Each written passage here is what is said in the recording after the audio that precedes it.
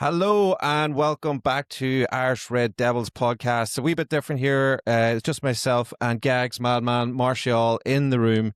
No Killian for this one. And this is our pre-game show as we head into what we hope was going to be 4 in a row. 3 in a row, 4 in a row. You never get 5 in a row. It's starting to lose count now. 3, just, 4. It's just I'm thinking of getting my Air Cantona collar going up again. Starting to get to those days. But listen, we're joined by an old friend who. How long ago was it that we were talking with you last, Scott? That would have been November. God, we must have that must have been like episode 2 or something. Early doors.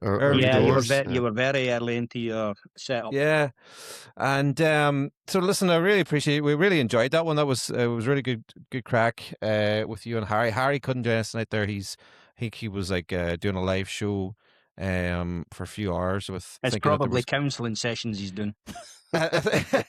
He's doing a live show with a counsellor. He was doing a live show. I think he was hoping for like transfer deadline day. I think he was hoping that Spurs were going to sign someone. Did they sign anyone? A young kid, that's all.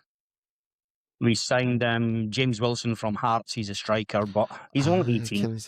I mean, that's not what we need at this moment in time. We've got enough 18, 19-year-old strikers, which is strange because you sign Wilson from Hearts and we give one of our strikers, Dane Scarlett, we give him to Hibs on loan. And Dane Scarlett's an England under-21 international, so I don't know what's going on. And we also get rid of Brennan Johnson at the very start of the window, and we don't replace him. It's I couldn't believe confusing.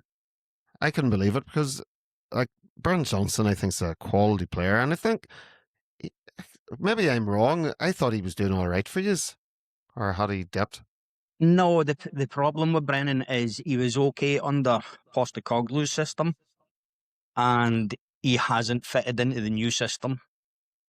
For whatever reason, he hasn't fitted into the new system. I don't know. But Thomas Frank wanted him. We had to fight with Thomas Frank to get him at Tottenham because Brentford were in for him at the time. And you're thinking that everything's going to be okay. Thomas Frank's coming. You've got Brennan Johnson there. He's going to do something with him. It just didn't work out. He just couldn't adapt. But we haven't replaced him, which is not a good sign either. So we're going into the second part of the season with a worse squad that's in a worse position rather than a better position. What's the word on Solanke going off? Because he was unbelievable the other day.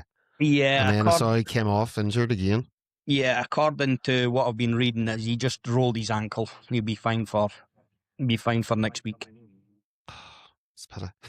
I remember whenever we were playing these last, the winner, whoever won the game was going to go into the top 4, and we were talking at the time about how poor both teams were and what was it saying about the Premier League. And I think, bar the change of manager 3 games ago for United, I reckon we probably would have been a lot closer to you guys now. But we're sitting here in 4th now on 41 points.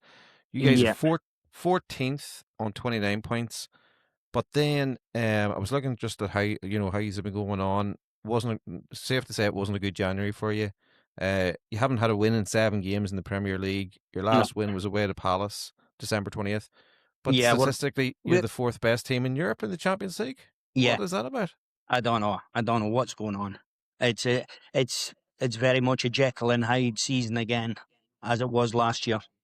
I mean, in the last month alone, we've played quite well, and we drew against Burnley 2-2, and their goalkeeper had a worldie that day. He had made 9 saves. We lose a stupid last-minute, 92nd minute goal to West Ham, and we're also just conceding too many silly errors. I mean, like I said to you the last time we met, if you don't want to defend the edge of your box and you're not going to stop crosses coming in, you're in trouble. And it's still proven to be the case. We just can't seem to get over this hurdle. Just looking at your last games, including cups, like you're on a decent enough run of 4 games there. Beating Dortmund 2-0, 2 all the way to Burnley, beating Frankfurt 2-0. Any European game away, the win is fantastic. And then getting the point against City. But it doesn't get any easier for you. It's just looking at your fixtures coming up. You've got 3 or 4 very tough games. We've got a couple of easy games next. I'm happy with that. United, Newcastle, and Arsenal. Well, United haven't beat us since the Pope was an altar boy, so that's what is it? Seven games now you haven't beat us. Yeah, you're totally scudding yourself there now. Nah, well, But I big think enough to put it out there. we have a score to settle with you ever since you won your trophy. I just hope. Look, I have to say, I was watching, particularly watched the second half of the City game, and I was impressed by you. I thought you actually had a very good half. Albeit City or strange team as well, or they're a bit strange. Yeah, they're a bit Jekyll and Hyde as well at the moment. Yeah, they are. But Solanke, I think, makes a big difference to your team. Oh yeah, that's the one thing that we didn't have and we haven't had for the whole season is a proper number 9 up front. We've had players playing at number 9, but this is a proper number 9 we've got up front. This is our best striker. And when he's not playing, you notice the difference. Yeah, and of course, you also have a player that I actually was hoping we would get, albeit you paid more money than I probably would have paid for him, in Conor Gallagher, the tourist, as he was known in Spain. He seems to be fitting in well. Yeah, I think that's a good signing in the window. It's a strong signing, that one, because we have players in the summer that are leaving, and it's like we've replaced. Basuma is out of contract in the summer, so it's like we've already replaced him for the summer. The summer window is going to be a big window for a lot of teams, I think. But yeah, we need to do. Hopefully, even though we haven't signed many players this window, hopefully they've got their eye on the summer, and we start the summer off very quickly with getting signings in, because it needs to be done. So, can you explain to me why the massive difference between, are the performances in Europe better, or is it just the results are better? It's the results are better. I think the performances are quite similar. Okay. I think the performances are quite similar. I think Europe, again, it's also easier to play in Europe, I think, because you get more freedom on the pitch to play football. Mm-hmm. When you don't get that time on the ball or the freedom to play football, it's more difficult. And the Premier League it's a very hard league for a lot of players to play in. Well, I've started listening, like with whenever we were reaching out to different people to come on these different shows and stuff. Obviously, like I started listening to their shows as well, and one I've started listening to is THFC Till I Die, which is an Irish Spurs fan channel. And I've been watching some of their watch-alongs just for the crack, really, sometimes. And I was watching one. I can't remember which game it was. It was a couple. I think it was 2 games ago.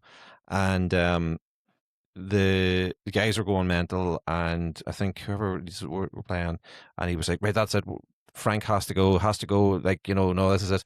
And then 10 minutes later, they scored, and it's like, "Oh, we'll give him the rest of the season. Give him the rest of the season." Like, Yeah. what's the? I mean, from an outsider's point of view, looking at Frank, he's a good manager. But so, what is your thoughts there on? My thing with Frank is a decent manager, but again, no matter how good a manager you are, how do you continually try and put your best team out when you've got 8, 9, 10, 11, 12 injuries every week? Mm-hmm. I mean, okay, your bench moves up to the first team, but then when you look at the bench to go and change the match, there's nothing on the bench that you can bring on. I mean, we played Man City there on Sunday, and 5 of the bench had never played a single minute in the Premier League. So what are you looking at to bring off the bench? You're very, very limited. That's wild. I'm just looking at your injury list. It's horrific. Yeah, but that was the same for you last year, wasn't it? You had a lot of injuries last year. Same for Poch. Poch in the in his last full year. season. Last year it was more muscle injuries. This time it seems to be contact injuries, and it's just like a never ending. Every game we were looking at the squad going, like when you play that game, the squad builder, and you put your players in for that game. You've actually got to go and check your injury list to see who's available or who might play. Yeah, it's that bad. Yeah, but this is why something should have been done on this window. We should have had another 2 or 3 players in this window. There's no excuse for that. I know they tried to sign Semenyo, but as soon as any other of the bigger clubs were looking at him, we were always under pressure with the league position we were in. And it's all fine and well. You know, it was fantastic for you, obviously, at our expense. You got into the Champions League. You're doing great in the Champions League, you know, in your positional, where you are in the table and things. But realistically, like, how far can you go in the Champions League? And then once you're out, it's not looking like you're going to be qualifying for maybe for any Europe. No, that's a big impact, you know, next year's financials. It is, yeah. I mean, we're through to we've missed the punishment stage of the Champions League, so it depends on who we get in that. We've got the second leg at home in this game, and if we get through this game, we've also got the second leg at home in the next game after that, which then brings you up to the semi-final. Yeah. And as long as you're in it, you've always got a chance, depending on the draw. Yeah, and maybe you've got a bit of a cup team. You know, you won the Europa League last year. You know, I suppose you can always dream. You never know. You never know. Did Mourinho do that with his team in Portugal? Did he win, or did he just whenever he won the Champions League? Did they win the Europa Cup before? No. With Porto? Yeah. I'm not sure on that one. He might have done. Maybe it wasn't a few years ago. I had a feeling that there was some team in recent history that kind of won that and then went the next year one. Maybe I'm wrong. Yeah, and again, definitely, what I have, and I almost do feel, you know, a bit sorry for Spurs fans in a way, because it doesn't seem really that the off-field stuff has really improved much at all since we last spoke with you either. You know, I think, had Daniel Levy left at that stage? Yeah, he'd left in the summer. The end of the summer transfer window, he was sacked. But yeah, his name still seems coming up, and I'm seeing that around, like, selling shares and all this kind of stuff. His legacy is there. I mean, you look at the squad that we have, quality-wise, it's not as strong as it could have been, because instead of, let's say, Spurs had a budget of 80 million to spend, instead of going spending it on 2 players at 40 million, we would go and spend it on 3 or 4 players at 20 million. So you're putting numbers into the squad, but you're not putting quality into the squad. And it's come back to bite us in the last recent years, where the quality is not good enough. And that's a big problem we have. I mean, you sign players, for example, we signed Richarlison from Everton only because Everton were in a financial situation that they needed money. Because there was no other reason to sign him. He's not good enough. He's a backup player at best. We go and sign this summer. We're signing players from West Ham. We're signing players from the bottom 5 or 6 teams. And now we're in the bottom 5 or 6 continuously because of poor signings. These players are not good enough. They're good enough if you want to stay in the league, but not if you want to improve in the league. The quality is just not there. What sort of structure do Spurs have? I don't know if you know this. I mean, will Thomas Frank have the say? Does he have the say in transfers? You know, you hear of all, like, United and all. Who's actually trying to get players or sanction players? Is it the coach? Is it Thomas Frank? Well, we keep hearing it's a committee, and Thomas is part of that committee.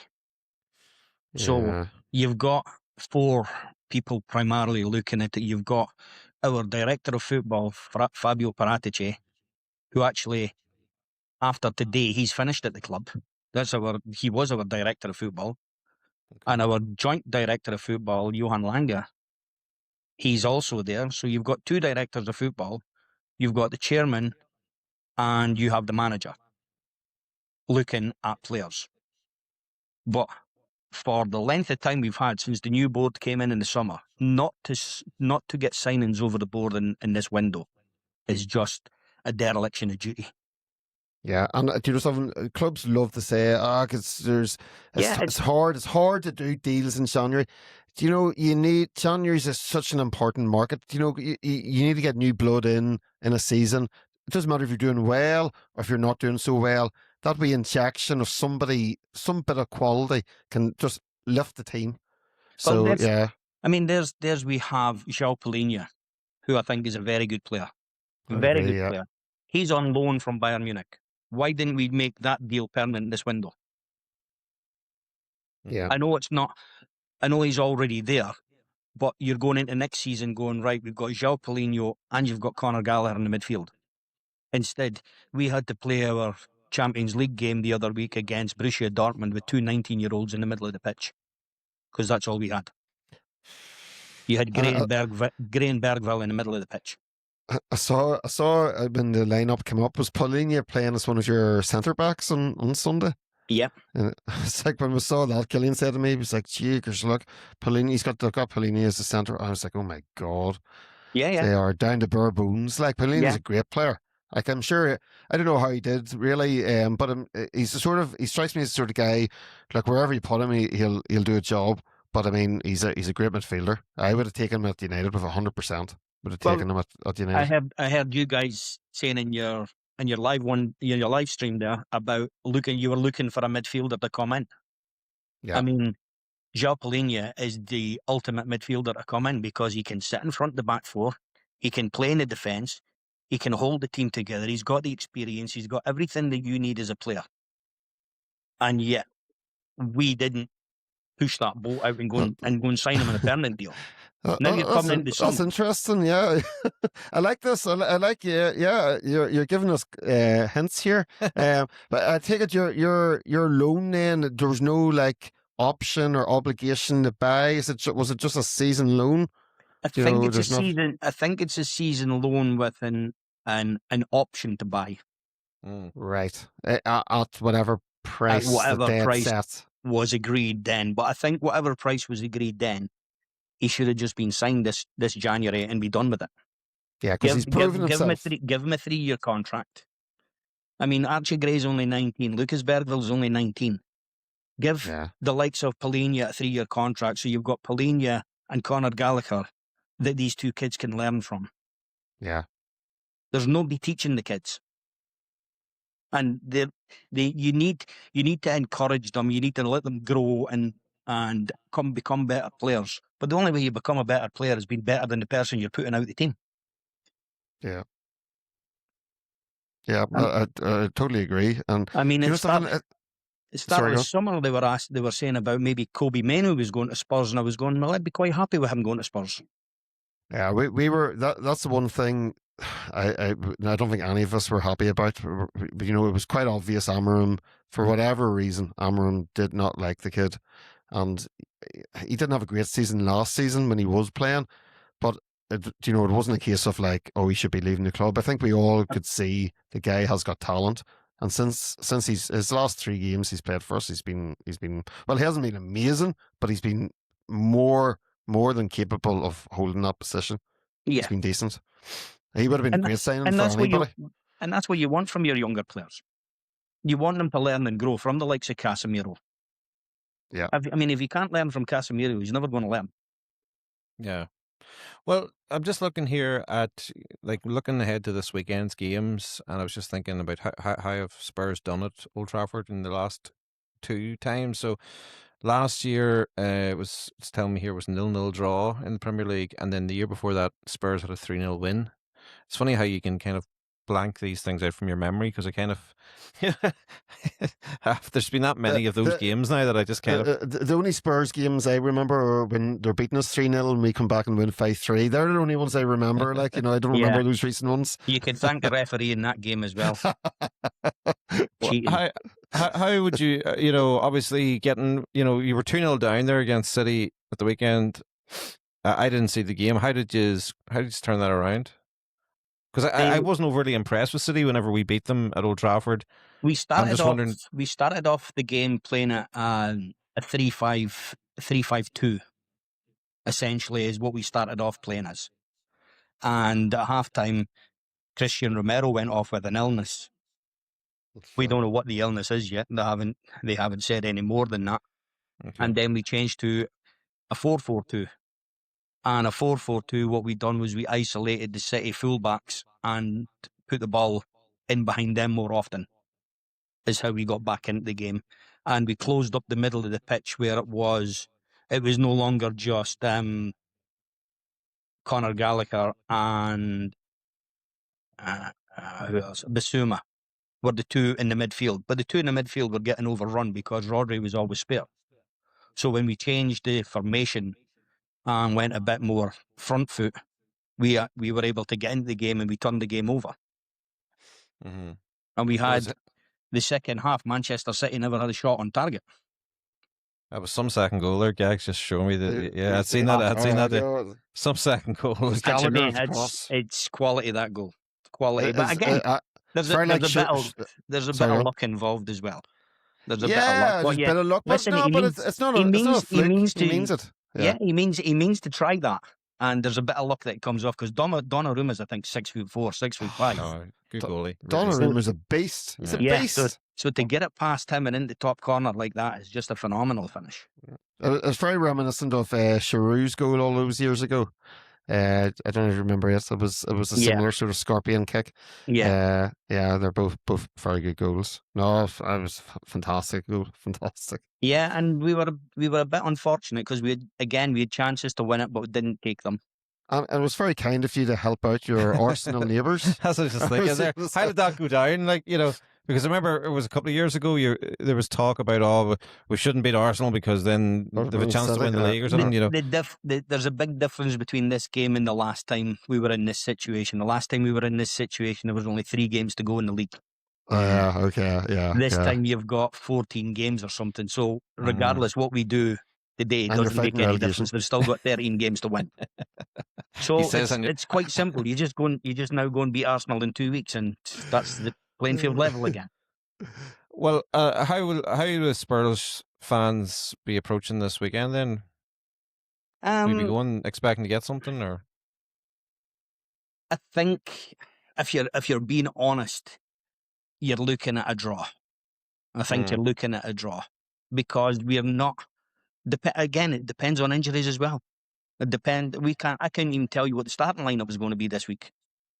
We are that depleted with injuries that what does he go with? I have no idea. Is Van de Ven going to be back? Is Romero going to be back? I believe he's out. So we have 3 fit centre backs in Dragic, Van de Ven and Romero. If Van de Ven and Romero are fit. If Van de Ven and Romero are not fit, we've got 1 centre back that's fit for this game. And Paulinho. I'm looking at the stats here from the City game as well. So, City had 60% possession. Again, I'm very interested in I kind of judging United still on how's the other team going to play. If a team sits back, I think United are still going to struggle to break through. I was hoping Fulham were going to attack us at the weekend, and essentially they did. The stats show that, they're definitely more possession anyway. Yeah. But I can't see Spurs sitting back. They're not that sort of team. Spurs will. Thomas Frank likes to. Well, I don't know. Spurs should be playing on the front foot, but too often we've been playing backwards and sideways this season, and that's the negative feeling that's coming across from the fans towards the manager. It's not the players, because the players are being told what to do. And honestly, that's the fresh air at Old Trafford at the moment. Is like since it's just ridiculous. It's such a difference. I remember the last time you were on, Scotty, that you and Harry were talking about your team, and we were just kind of laughing. You were describing our team, and you guys are still there because you were like backwards and sideways and not front. And in the last 3 games, maybe 1 game of Darren Fletcher, we're suddenly the team. You don't trust our players, but the team are suddenly playing. Yeah, but what's happening with your team? I've watched your team over the last few weeks, Gags, with Michael Carrick coming in, and what he's doing is he's putting round pegs and round holes. Yeah, and it's so fucking easier to play. 100%. Yeah. Yeah, and if I was to say to you, you're a right back, right? Can you play left back this week? Well, you're 75% weakened your team. Yeah.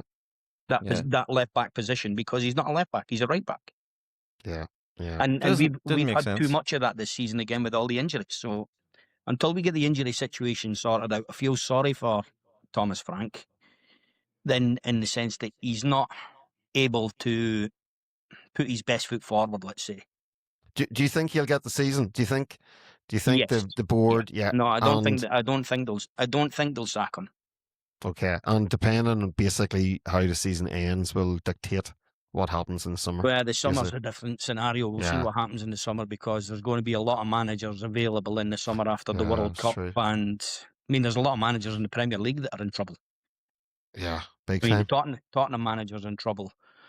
You're on a temporary manager at the moment. Yeah, Fulham yeah. manager's out of contract in the summer. Crystal Palace manager is out of contract in the summer.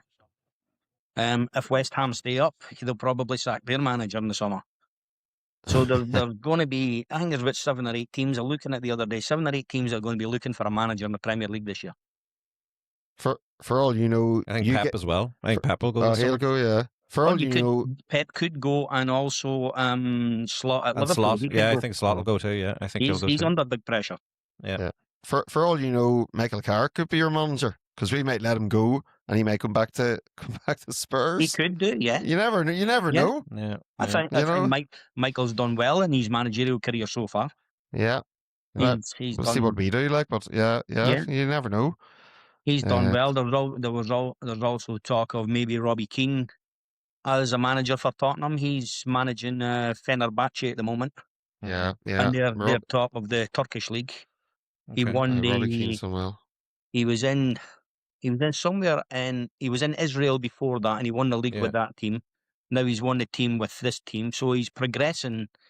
Yeah. Out of the glare of the media, basically. Yeah, I saw an interview with him actually probably about 6 months ago, and he was being asked about that, and he just said, he said, I just made the decision that just like whenever I was starting off as a footballer, he says, like, go and learn your trade, and don't think. He says, people were saying, oh, you could have got a championship team, or he says, but he's like, but that's not the way I was approaching. I was approaching like, well, I'll go where there's an opportunity, and I'll at the lower leagues, whatever, and build up and develop my career. Like, fair play to them. Yeah.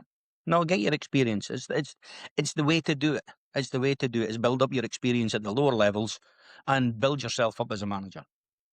Probably going to MLS helped him with that, though, because he probably went to with the experience of going to a lesser league, and especially in a country where the sport wouldn't have been as dominant, and he probably that probably did actually help him realize I can do this. Like, most players wouldn't do that. There's not as much media pressure either.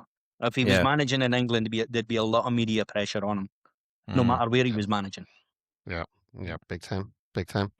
Well, what about this weekend? I think it'll be the anniversary of the Munich air disaster at Old Trafford, so I'm sure there'll be there's always because that's Friday is the anniversary of it. I believe I'm right in saying that, aren't I? 4th, the 6th, or the 6th, or 6th. Yeah, 6th is Friday. Sorry. Yeah. Is it? 7th is Yeah, you were playing on the 7th. Yeah, Friday's the 6th. So obviously it's always an emotional day around Old Trafford and a day like that there. So you'd imagine United are absolutely flying at the moment. They're so. I was really, really confident going into the Fulham game. I don't really feel that ahead of the Spurs game, because again, it just, I don't know. I think maybe probably because of the game earlier in the season and how the two teams really cancelled each other out. But I think the United team now, compared to the team that played you guys at the start of the season, is night and day. So obviously, I'm hoping that we'll continue on with it. But I don't know. There's just something about it. I just think it's going to be a really, really tough game. The big thing that I see has changed in the Man United team as well is that Bruno's actually decided to come and play football again. Well, he's been allowed to. He's playing in his right. He's not being asked to stay in centre midfield. But again, that goes back to the point earlier. You're putting round pegs in round holes. Yeah, exactly. He knows how to play that position blindfolded. He doesn't need any help.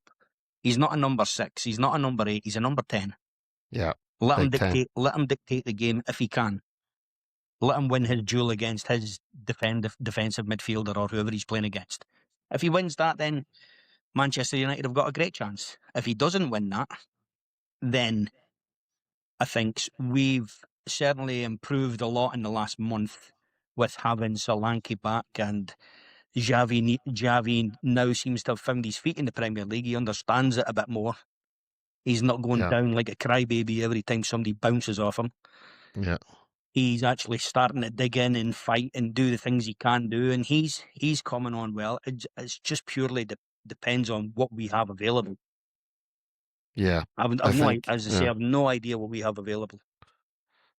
Yeah. I know what you mean. I'm a wee bit reticent to be confident in this game. It'll very much depend, as you say, Scotty, about your injury crisis. Mm. I'd go for United win. I think we'll get our fourth from the bounce, but it'll be close. I think it'll be 2-1. It's so hard to understand that because like I said, I know you were watching our show, our live show earlier. I went on that Fulham podcast last week. Like, I was just convinced. I just felt like there's no way we're not going to win this game. Like, You're probably less convinced because you saw us going back to our old selves, being 2-0 up and then 2-all. That's probably why you're sitting there like, oh, here we go again. Yeah. Things haven't totally changed. Yeah. No, well, I mean, I was just looking, but it's a really big game for Spurs too, because if your next 3 games are against us, Newcastle, and was it Arsenal? Arsenal, realistically, I mean, I'm looking at your last 6 games here, 4 draws and 2 losses in the Premier League, over your last 6 games. Yeah, the two losses were if you take them in context, Semenyo scored for Bournemouth in the 94th minute, and I can't remember who scored for West Ham in the 93rd minute, and that was the 2 games we lost. So that should have been at least another 2 points on the board. I mean, as I said, the Burnley keeper the weekend before, he had 9 saves, which are like, there's not much you can do when a guy makes 9 saves, and 3 of them were really good saves as well. So again, we should be probably on our 5 or 6 points further up the table than where we are just now. So, Gags, tell me, is there anything that you're worried about as a Man United fan that Tottenham come into town? Yeah. Do you know something? I was impressed with Solanke. Solanke's a handful. You know, and if he is back fit and he's, do you know something? I'm just worried. You guys have had a bit of a hoodoo over us of recent years. I'm probably not as worried as I was the last time we were playing these, because now we're at home. We've got a bounce. But I think, I don't know. It's just one of those ones. I think I didn't realize you had as many injuries as you did until I started looking there, and then when I see that amount of injuries, you know, I'm more confident than I probably thought it would be. Because if you had the likes of Kulusevski and Bergwell, and you know, if those guys were available, it would be a real game. I would be going, this is a tough game against a good team, and I do think Thomas Frank is a good manager, and I think he is really struggling. But there's signs like the way you came back against City there. To me, that says a lot about the players like really digging in. Do you know? The players are still fighting for the manager. You can see that. Yeah, and that's a big thing too, because you know, you weren't 1 down, you were 2 down. It was 2 down at half time. Didn't they score right at in injury time or something? Yeah, scored an injury time at half time. Yeah. So the fact that you came back the way you did is what would make me a wee bit hesitant. Plus, this probably we're like, can we really win 4 in a row? I know we're on a bit of a manager bounce, but do you know, people are going, United fans are like, oh, we're back, but like, we're messing. Like, there's too many scars. We're still fully aware. I don't trust these players. I don't trust these players. Do you know what I mean? As good as they've been, I just don't trust them. I still think we're about 3, 4, 5 players, like quality players, away from being a real proposition for the league. Yeah, and I think, you know, the experience that we had before with Ole Gunnar Solskjaer when he came in, and you know, we went on that 10 or 12 game run. Oh, we thought, okay, we really are back here. This is, you know, and then it just very quickly went to shit again. Like, so yeah, no, I think, but I do think it's helpful for Carrick that United only have Premier League games. Yeah. And because not only anything, it's like it's the rest between games and the amount of training sessions they can get, and the hunger of the players as well to, when they do get on, that they make an impact, because there's only 1 game a week. Yeah. So and generally the squad is fairly healthy. Like we do have some injuries, but there's still plenty of players there, and there's boys that aren't even getting like the likes of Xerxes hasn't touched the pitch in God knows how long. Yeah. Yeah. And there's boys that are itching to get on. So no, I mean, yeah, I'd like to think that we can continue it, and I think it'll be more. Um, I think it will be tighter. I'd be happy, take a 1 goal win kind of thing. And it does sound like looking at your stats, and like you said, if 2 games you've lost is last minute winners. But you know what? We're starting to get back into those last minute winners, and we quite like it. Do you know what I mean? It's a nice Yeah, feeling. it's a nice feeling when you get them. It's a shit feeling when you get them against you. Yeah, yeah, Damn right. absolutely. It really Um, just it's a body punch when you get them like that, especially as the Yeah. manager's under pressure as well. Yeah, that was I, tough. Like, I do. I just think Thomas Frank's a really good coach. So I mean, I think we get into predictions here for the weekend. I'm gonna go 2-1 United. yeah, I think it'd be a really tight game. that's what I said earlier. Yeah, 2-1. Okay. Yeah, you just copied me. When I did you said say that? I said it. I said it about 10 minutes ago. Oh, okay. I wasn't really listening. Well, what about you, Scotty? What do you think is I think it's going to be a scoring game, so I'm going to go 2-2 draw. 2-all Okay, draw? just like the last time. Yeah, Yeah, Yeah. yeah. You never know. You never know. I think it'll be a 2-2 draw. Yeah. Is it an early I- kickoff on Saturday? Is it? No, early kickoff.